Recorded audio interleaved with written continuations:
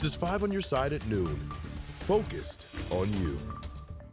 And we begin at noon with a developing story in St. Louis. Police are looking for a 17-year-old murder suspect who escaped from the city's juvenile detention center over the weekend. No details are being released about the teen because he's a minor, but we do know he'd been detained at the facility since December. He faces second-degree murder charges for a homicide that happened in October. Sources tell our Christine Byers surveillance footage shows he escaped through the parking garage by rolling under a security gate. Thanks for being here at noon. I'm Kay Quinn. Our other top story today, the weather. We'll see unseasonably warm temperatures all week long. Meteorologist Jim Castillo, back from a little time off. He's here with the Weather First forecast. Yeah, I was watching your weather. Thank you. Good to see you. So 72 you hit last week while I was gone. And I was in California where they're getting hammered by an atmospheric river. So lots of stuff going on, lots to talk about.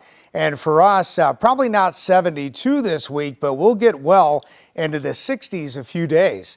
This morning started out in the low 30s across the area, and it's really nice out there. Here it is the 5th of February, and it's mainly sunny.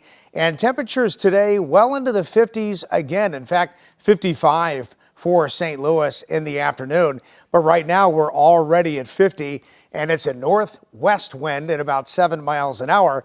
So some beautiful weather for us. High pressure right over Minnesota, so the upper Midwest. Once it moves to the east, we'll actually start to see even warmer weather by Wednesday, about 60 and well into the 60s as we get into Thursday and Friday. But that atmospheric river, a huge story here in Southern California. We'll talk a little bit more about this in weather coming up in just a few minutes. All right, we'll see you then. Thank you, Jim. Happening today, a plan to launch security drones in St. Louis. We've been following this story for weeks now. SMS Novel Films expected to fly drones over some neighborhoods for up to 3 hours this afternoon. According to the company's website, people who are paying for the service can submit requests to look at certain addresses live, and that has many concerned about privacy. What we have sought to do is make our beta test available on our website, smsnovel.com, so residents can see that ultimately these drones are going to be operating so high. It's not going to be near a home. It's not going to be in a person's backyard. It's not going to be an invasion of privacy. Having a drone just going around your street up and down where you're trying to walk your dog or you're just trying to walk to the store, get to transit, could incite a lot of fear. Why are you following me? The St. Louis Board of Aldermen is working to tighten drone restrictions. Board Bill 199 is moving through the city's Public Safety Committee. It would regulate the commercial use of drones.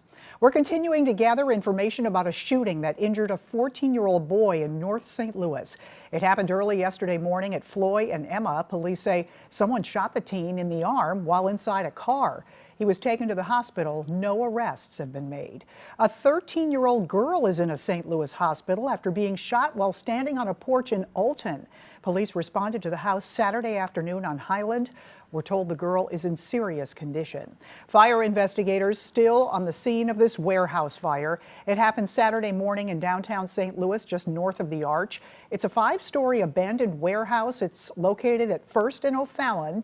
Many people posted on social media about seeing smoke from miles away. There are no reports of injuries.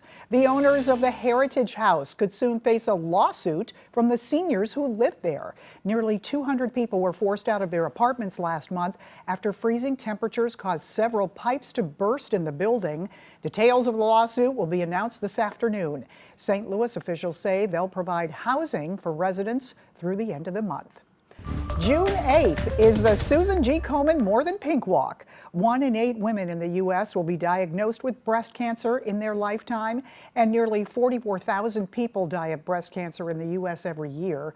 Thanks to the efforts of Komen, Missouri, those numbers are getting smaller. When my breast cancer was found, it was found at a stage 0. And that's the stage where it's considered to be curable. Komen, Missouri client Paris Chapman has learned that a stage 0 cancer diagnosis was not necessarily good news. A picture of me after my mastectomy in the hospital. Instead, the Hazelwood resident places her faith elsewhere. This is my collage of my support system, which consists of my best friend, all of my family, and just people who are very, very important in my life. Paris also got support from Komen, Missouri.